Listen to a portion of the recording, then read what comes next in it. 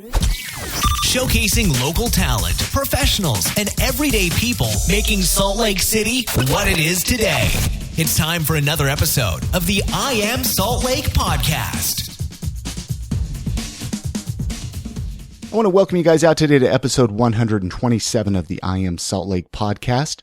My name is Chris Hollifield. I am your host. Thank you so much for joining me. Thank you so much for checking out this podcast, especially if this is your first time listening. Hopefully you'll check out the back catalog. You can find that at iamsaltlake.com. I've been talking to a lot of really great people here in Salt Lake City, people that are doing some really cool things. There's some great stories to be shared. And I'm enjoying bringing it to you. You can find all of the episodes at iamsaltlake.com. There's links for iTunes, Stitcher Radio, Mediocre Radio Network. Before I do jump into this episode, I want to give a big thank you to a couple of recent donations. Thank you so much to Kirk and Cindy for your recent donations. They will help keep the podcast moving, helps keep the podcast moving forward, helps with all of the audio hosting, the web pages, all of that. Doing this has been fun, but it's not cheap, and your donations help keep it moving forward. If you would like to donate $1 or $2, just go to iamsaltlake.com/donate, hit the PayPal button. Like I said, only $1 or $2, and it helps keep it moving forward. So many thanks goes out to Kirk and Cindy. Also, many thanks goes out to the Urban Lounge for sponsoring this episode of the podcast. You could check them out. They're located right in downtown Salt Lake City at 241 South, 500 East. Their website, theurbanloungeslc.com. You could check out all the bands that are going to be coming there. You can buy tickets, connect with them on Twitter and Facebook, show them some love. And many thanks, Urban Lounge, for sponsoring this episode of the podcast. This episode, I sat down with Street Jesus over at Uprok. I've been going to Uprok for many years. They used to be located right in downtown on State Street between 3rd and 4th South. I'm sure you've been there. They've recently moved a little while back to 1594 South State in Salt Lake City.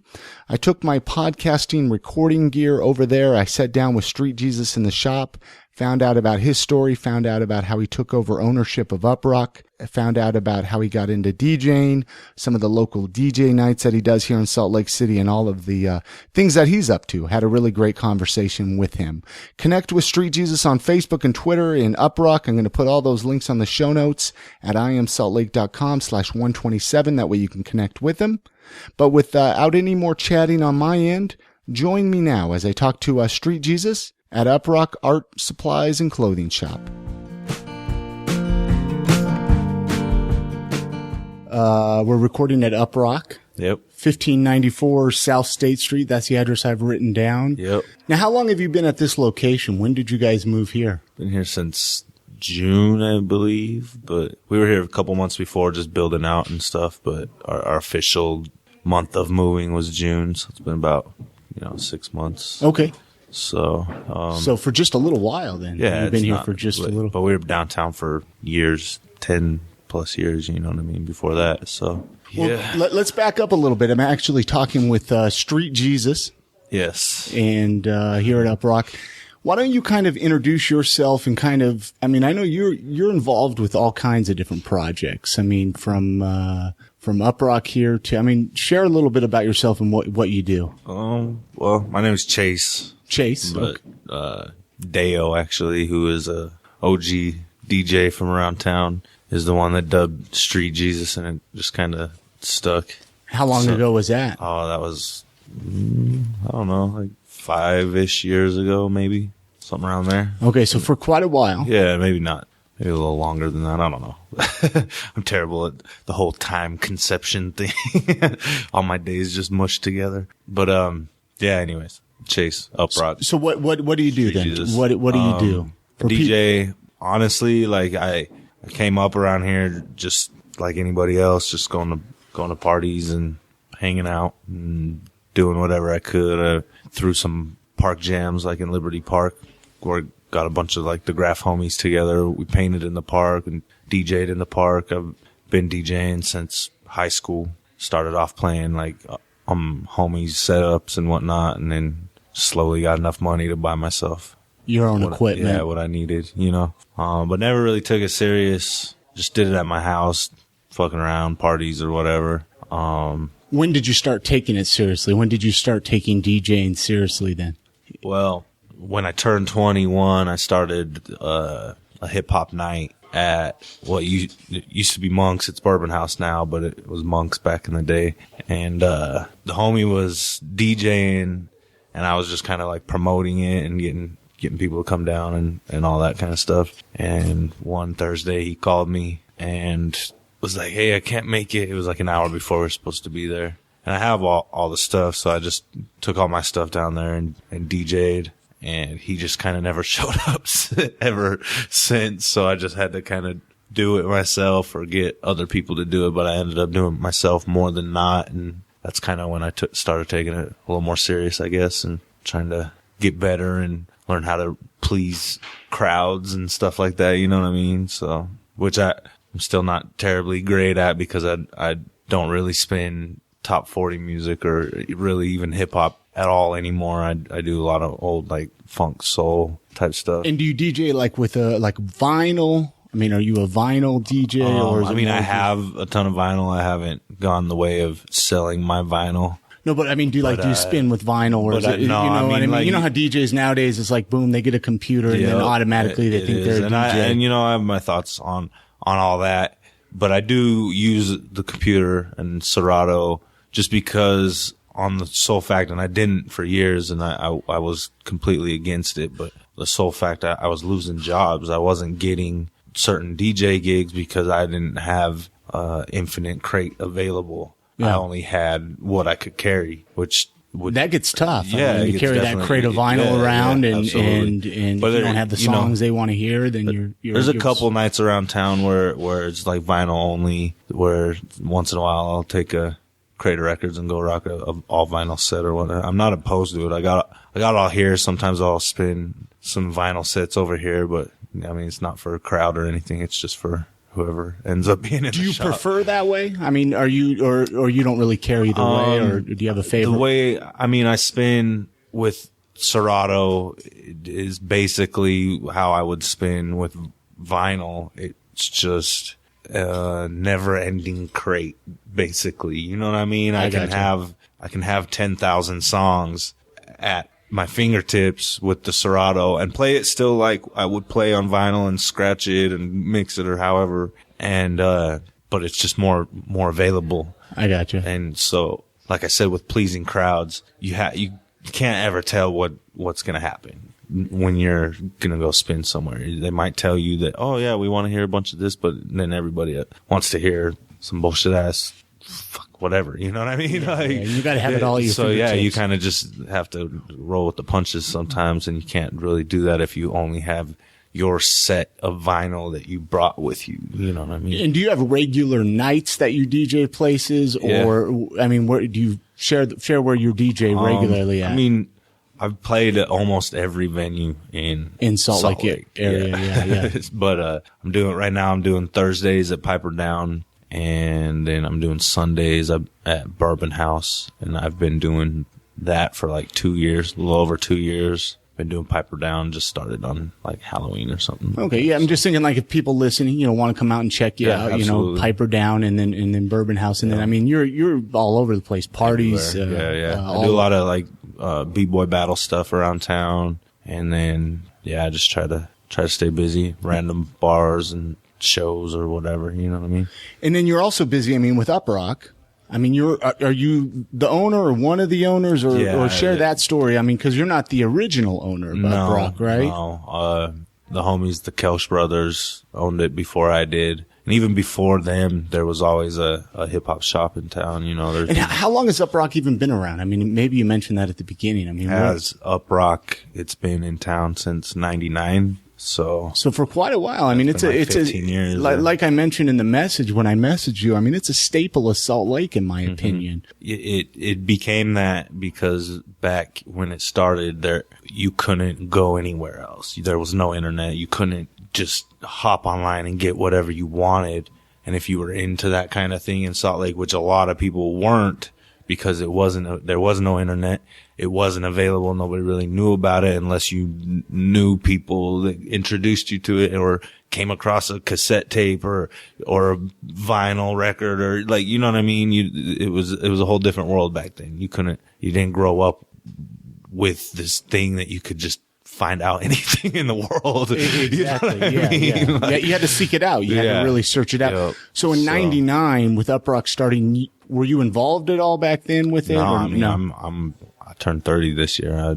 I was in high school. I got you. 99. What I'm curious of though is like, what kind of shit were they dealing with? I mean, did they deal with any kind of shit? I mean, here's a store that, you know, it's a little different for Salt Lake. I mean, how would you describe Uprok for people listening, say that have never been to Uprok? I mean, they live under a rock and they're not familiar with Uprok. I mean, how would you describe it? I mean, I would just describe it as a hip hop shop.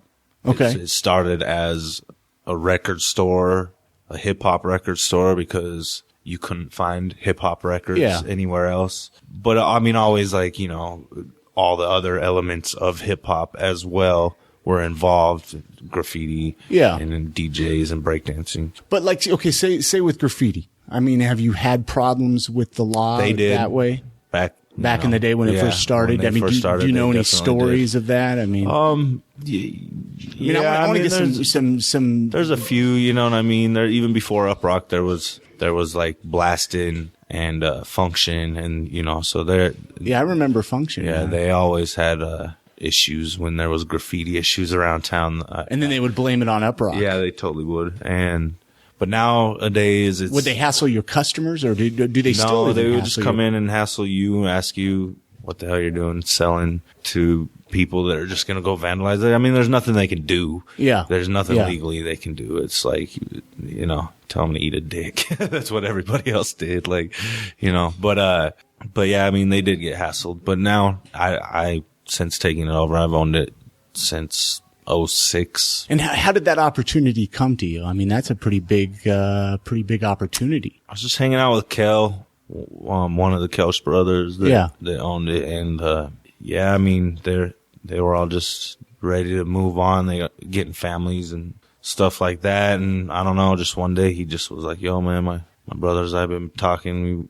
We want to sell the shop, but, we don't want to just sell it to like anybody. We kind of want somebody that'll keep it going and keep it real, keep it its original roots. Yeah, I mean, do you find is it harder, or is it the location affected at all? Do you think it's new location? The new location is better for us. It's bigger. There's free parking. Like that's a major. Yeah, downtown where you guys were originally parking. I would have people like come in. Or just see him at the bar or something. Oh, hey, I tried to come in, circled the block 5 times, couldn't find a parking spot, so I just left. But, I mean, here it's all free parking, no meters, no nothing. Like, that helps a lot. Yeah, I just got hassled by the guy next door, though. He was like, you can't park here. He's this is private property. So that has been empty since we got here, but I guess somebody just took it over. So they're going to be assholes about that, I guess. We're going to have to try to figure something out. Yeah, you can get them to put a sign up. It's not like my responsibility to go out there and put a sign up. I'll try to tell my customers about it though. Yeah. Now, did you grow up here in Salt Lake City then? Yeah. Your whole life you've lived here? No, I lived down in San Diego. My mom lives down there, so I lived down there with her for a couple of years, like when I was 11, 12. But I ended up coming back out here. What do you like about living in Salt Lake? You know, I ask this of everybody that comes on, especially the first time guests on the show. Yeah, I mean, what do you like about living here? I mean, you said you're going to be turning 30. You're almost 30. I just turned 30. You just turned 30. Yeah. So I mean, obviously, you can move anywhere you want to live. Yeah, but you live here. I mean, I live here mainly because of the shop and because it's just where I grew up. It's easy. I know it like the back of my hand. Like, you know what I mean? I don't know. I don't know. There's always just that something. It's awesome out here. It's beautiful and everything. Like the winter sucks.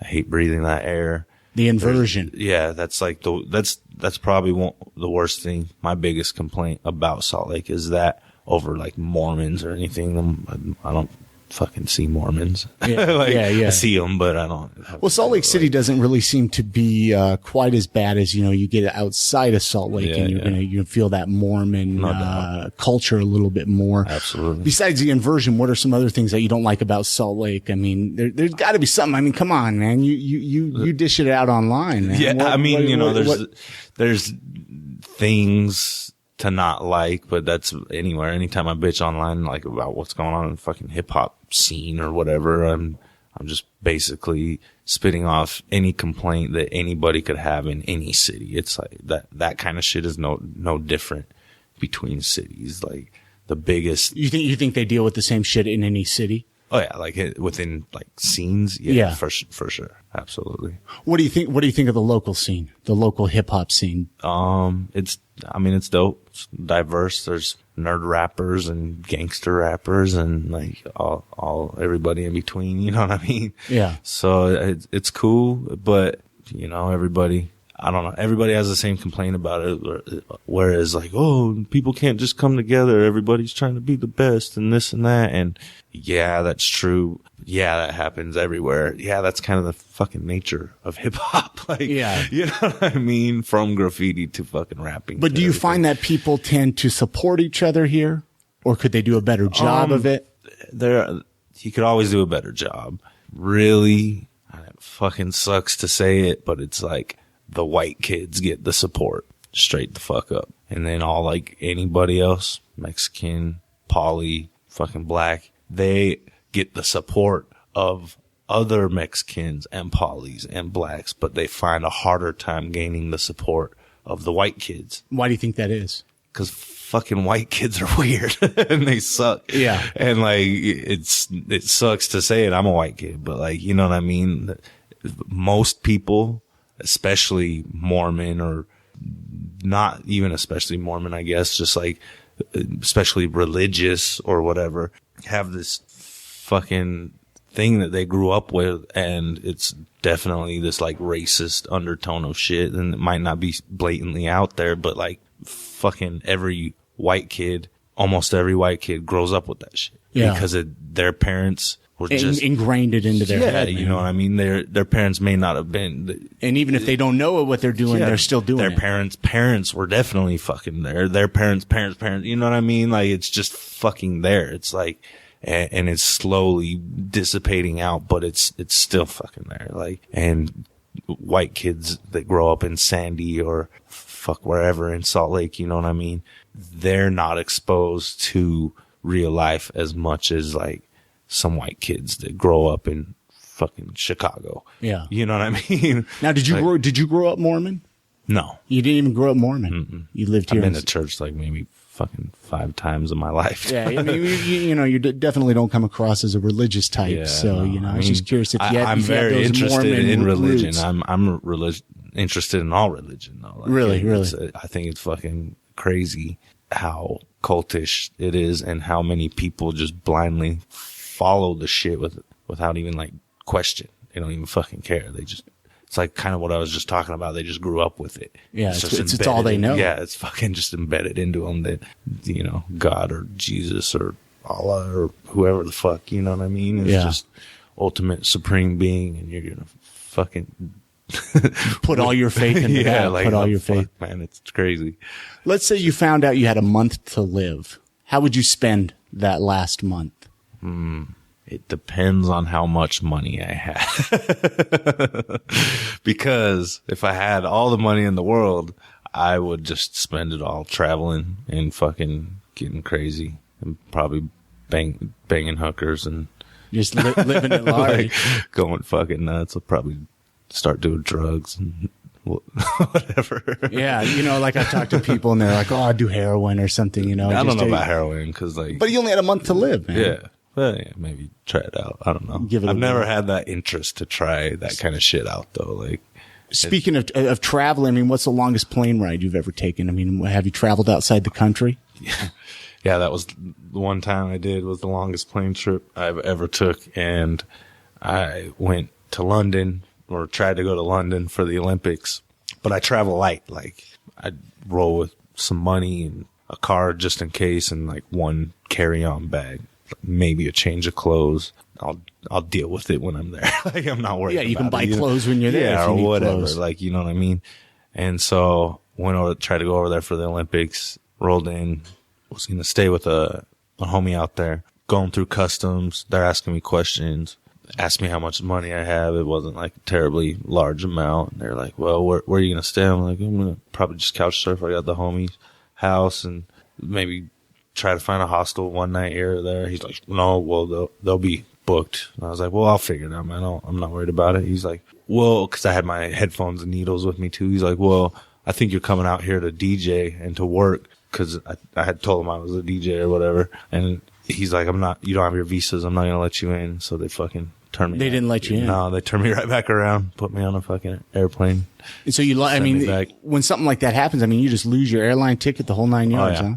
Yep. Wow. So you never made it to London? Nope. What about it? You made it out of the country other than that? Canada, Mexico, anything? Tijuana. That doesn't count.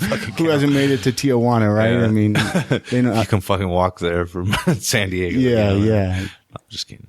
If besides London, if you could travel to any country, where would you like to travel to?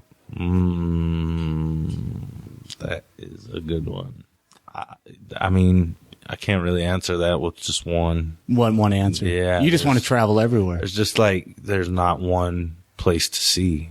How the hell are you going to just go say like, hey, I want to go to New York City or whatever? Like, that be your one place. I've been to New York. I like it, and a lot of people love it, but how can you stop there? You know what I mean? Yeah. I want to go like see all the cities, but also see all the fucking crazy shit, like the fucking ruins and pyramids and like all that too, you know? Yeah. So it's like, I can't put like one destination on what I'm trying to do. If you could witness any event, past, present, future, what event would you like to say you've witnessed? These are all just, hypothetical questions, no doubt. Obviously. You know what I mean? Like, No doubt. That's a good one. Where would Street Jesus like to witness? That's a good one. Maybe like some biblical shit. Like anything come to mind? I don't know, like the Moses story or like the parting of the waters or something just like that. Crazy like that. You know what I mean? That wouldn't have any explanation in today's world. Something like that, maybe. What do you miss most about being a kid? I can't say carelessness because I'm pretty fucking careless already. I don't know. That's a good one too. I'm basically one giant child still, so it's hard to say I miss certain things. I miss like not paying rent.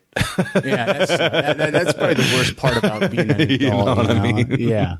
Yeah, I miss that. Fuck. I don't know, man, because we were just raging as a kid. And I'm still fucking raging. You know what I mean? I haven't stopped. I get paid to rage now, so. And do you think that keeps you young at heart? Yes, but it will turn my body old soon. All that. You think so? All the booze, hell yeah. Yeah, that yeah. Makes you, the late nights. Yeah, all those. The I sleep all hookers. day though. Well, I'm not necessarily into just any hooker. Yeah. There are a lot of hookers around here that I wouldn't touch a goddamn one of them. Did you get into trouble a lot as a kid? Or were you a pretty good kid? Not a ton. I did a little bit of time in juvenile detention. And What'd you spend in the time there for? Fuck, I don't even remember what that one Like was. shoplifting or something silly, graffiti? No, never those. Most of it was like weed related. That'll get you. Huh? You said that will get you. Yeah, That'll it's get you. pretty bullshit. Yeah. Share something about now though, you know what I mean? If I ever fucking, like if a homie gets stabbed or something, you need a fucking cop, you call them, they're not showing up for 2 hours, but some fucking kids are smoking weed in a canal on the west side. They're going to get them. Better go fucking get them real fast, Assholes. Share something about yourself that people listening wouldn't expect from yourself, from Street Jesus. Guilty pleasure, or just something that you just wouldn't expect. That's tough.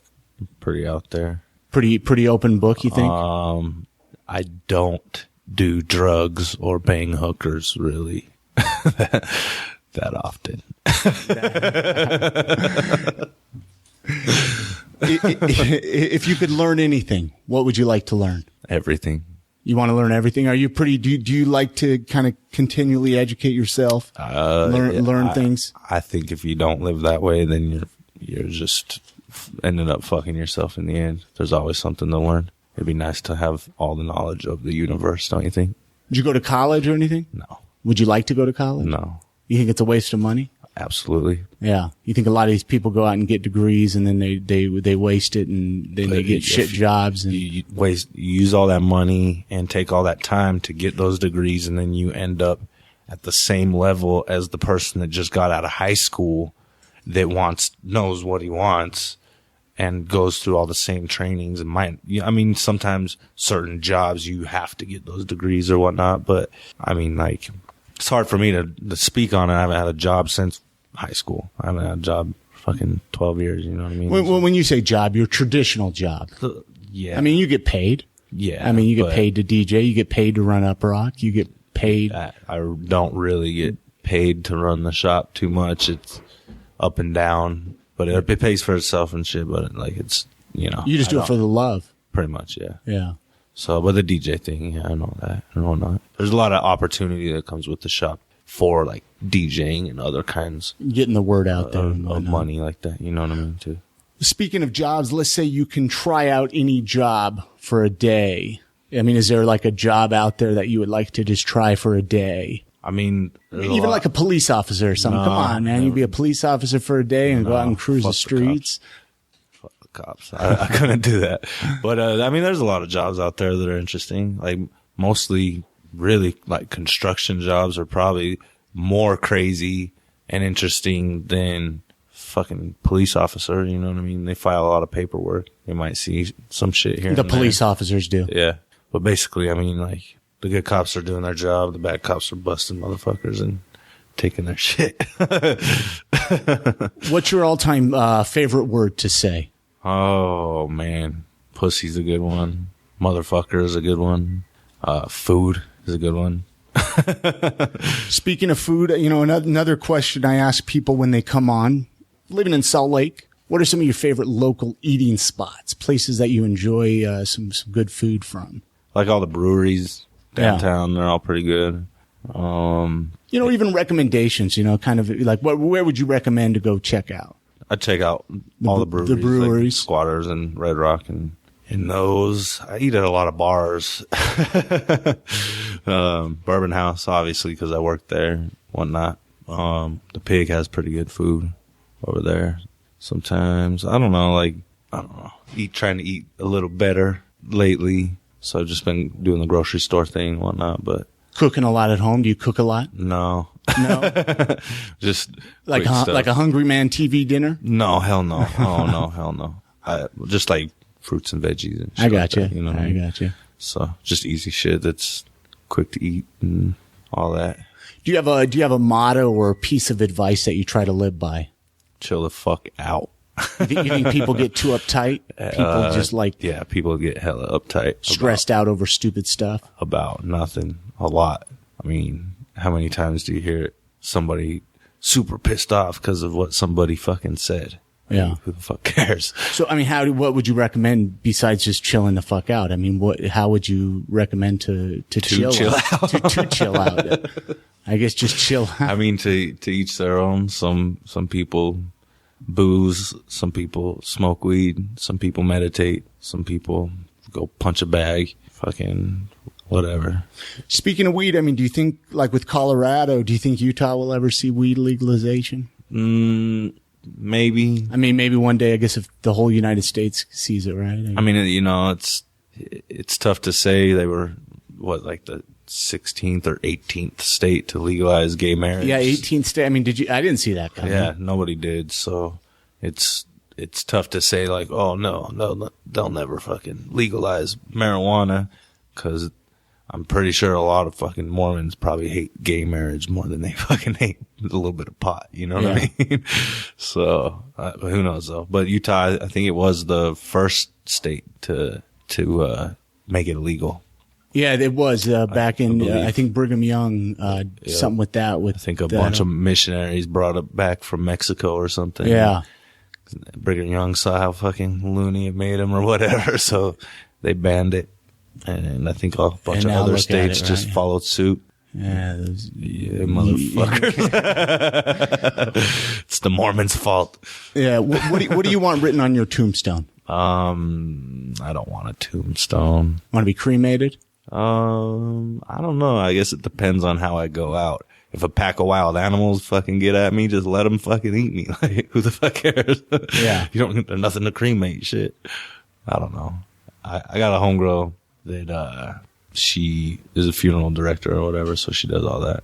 And she just tells me the stories of like how fucking crazy these families get over the passing of somebody that they were, you know, supposed to love, but they're just sitting here fucking bickering over like the stupidest shit. And she just kind of has to sit there and be like super calm about it and kind of mediate. And when she wants to just fucking go shake these people and slap them and be like, yo, your fucking grandpa or dad or whoever the fuck just died. Like, show some fucking respect. Like, quit bickering with your siblings about who the fuck that house is gonna go to, or fucking what kind of fucking flowers are gonna be there, or like, you know what I mean? Like, who the fuck cares? Like, yeah, just fucking respect the passing. Who cares what happens to the body? Who fucking cares, man? I don't cremate it, throw it in a fucking river, fucking whatever. You don't want to have a place like people to come and pay your respect to you, though, you know? No. You don't really care That's about fine. that. Yeah. They can do that at home. I could feel you. You know what I mean? Do you have any events coming up here at Uprok, or any events that you want to promote? I mean, you guys have some things that go on kind of monthly here, don't you? Yeah, we do first Friday of every month. It's kind of like just a mutating thing. It started off in the summertime when we first got here and was more of a graffiti thing. We had the wall out back that is still open, but it's cold, so nobody really paints it. But yeah, that people were painting that, and it was more along those lines. But now that it's colder, we're more indoors and doing more breakdance stuff in here. Just kind of exhibition battles.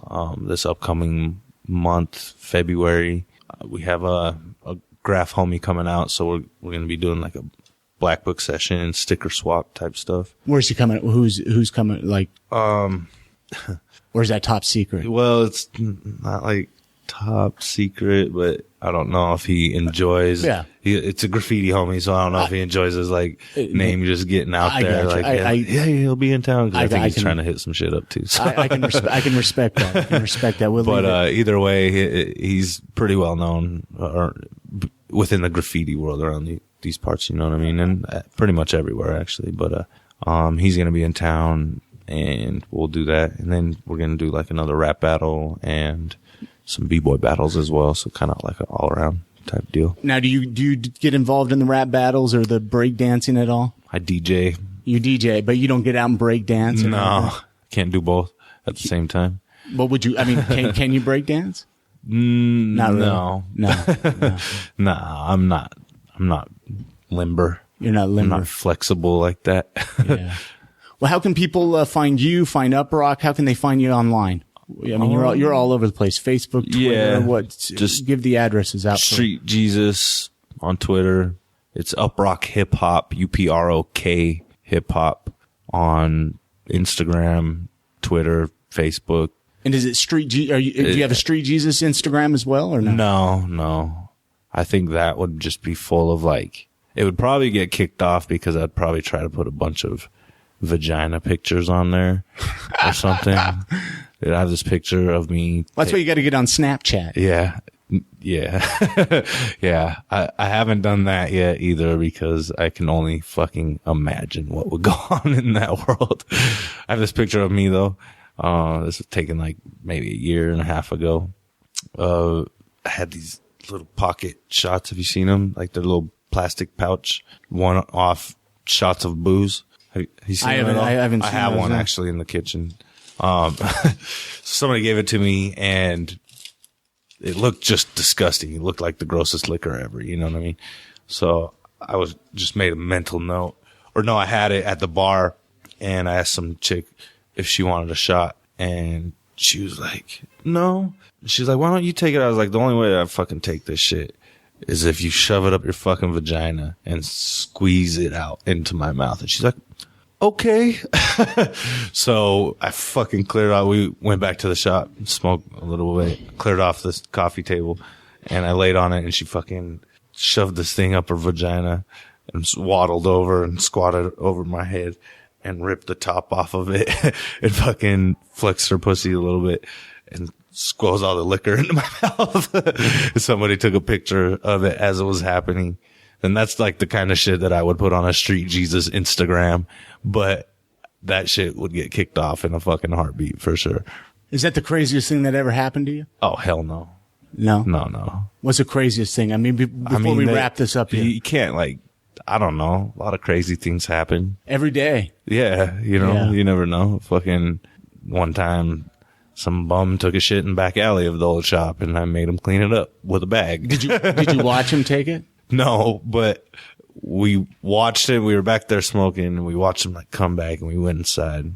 And then I went to go take the trash out right after, and he was walking away, and there's this giant human turd right there. It was snowing. It was last winter. So there's all snow. I was just laying right on top of the snow. So I ran back through the shop and yelled at him from up the street. I was like, yo, get the fuck back here. He came back. I was like, get your fucking ass back there and clean that shit up. I gave him a plastic bag. He went back there and picked it up. Threw it in the trash can. Oh, I see. What are your hours here at Uprok? So people, we are Monday through Saturday, noon to 9. Noon to 9. Again, the address 1594 South State Street. Yep, right across the street from community college.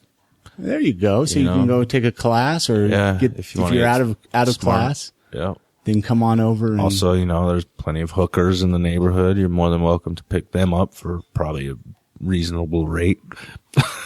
I'm assuming, probably plenty of drugs around. I get asked for spice daily. Is that still a big thing here in Salt Lake? Apparently it is with tweakers. I don't know, but that's what somebody was just saying a couple days ago, is that tweakers really like to smoke it with their meth because it just makes them that much crazier. But that shit is crazy, man. It's like hella addictive. Yeah, it's bad. It's pretty bad news, man. Pretty bad news. It's terrible. Anything else you want to add before we close out here? Smoke weed, not spice. What a great conversation. Thank you so much, Street Jesus, for coming on this episode. Again, connect with him. Let him know you heard him on the podcast. Let him know you heard him, and check out the shop. 1594 South State Street is where you can find Uprok. They got a lot of really great stuff there to check out, a lot of great hip-hop gear, a lot of great clothing, a lot of great art supplies. Support them, support local. They're doing some really cool things here in Salt Lake City, and check out some of their events. They got some really great events coming up here in the near future. Again, you can find those show notes at iamsaltlake.com/127 for all the links to get in touch with them and for their address again, in case you did not write it down. I'd love to hear your feedback on this episode or any other episodes of the I Am Salt Lake podcast. I got a voicemail line. I listen to all the messages. You can give it a call. The number is 385-202-5926. I'd also like to know if you'd like to come on the podcast and be a guest. If you got a cool story, if you're a business owner, if you create art, if you're a musician, I'd love to bring you on the podcast. So get in touch with me however you need to do that. With that being said, next week's episode is the episode that I know a lot of you guys have been waiting for. I was interviewed Richie T. Stedman. You might know him from Radio from Hell. You might know him from the Culture Hall podcast. We sat down. We had an interview. That episode will be up next week, so you're not going to want to miss out on that. I probably expose a little too much about myself, but hey, that's what this is all about, is sharing stories and sharing how we got to where we're at today. Again, the website, iamsaltlake.com. Connect with me. Subscribe in iTunes. Leave us a 5-star review in iTunes if you haven't yet. That helps out the show immensely. Go support the Urban Lounge. Follow them on Twitter and Facebook. Follow me on Twitter and Facebook. You can find all the contact information right on the website. I'm going to leave this episode with another song by Dusk Raps. You could check him out. I had a conversation with him in episode 126, so you're going to want to make sure to listen to the interview I had with Dusk. I'm going to leave this episode playing another song off of the Coffin Lid single titled The Whole Damn World. Another really great song by Dusk Raps. Thank you so much for listening to the I Am Salt Lake podcast. You guys have a great week, and get out and enjoy the city. Lead foot, motorhead, I'm the ace of spades. Live life on the edge of a razor blade. Go on and lay in the bed you made. Pull a card like a pin from my hand grenade. Back to the gritty Wasatch grid I'm living in. No static, nomadic citizen. Chromatic color spin, Cro-Magnon urge, let the drums begin.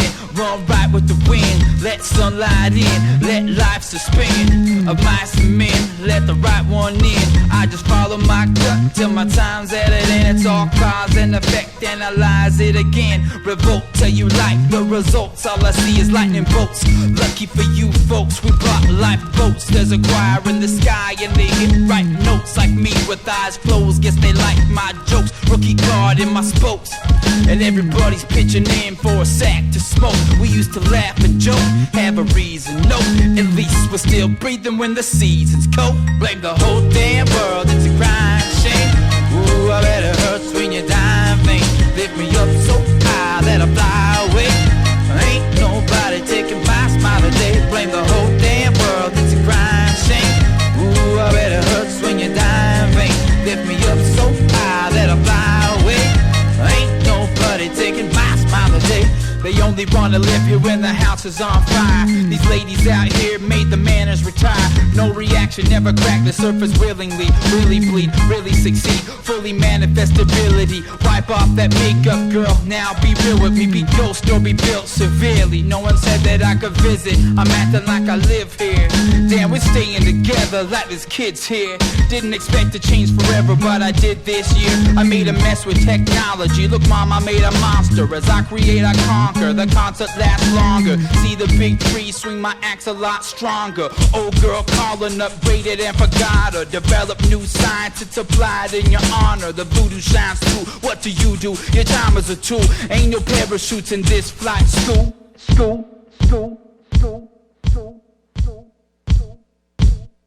Blame the whole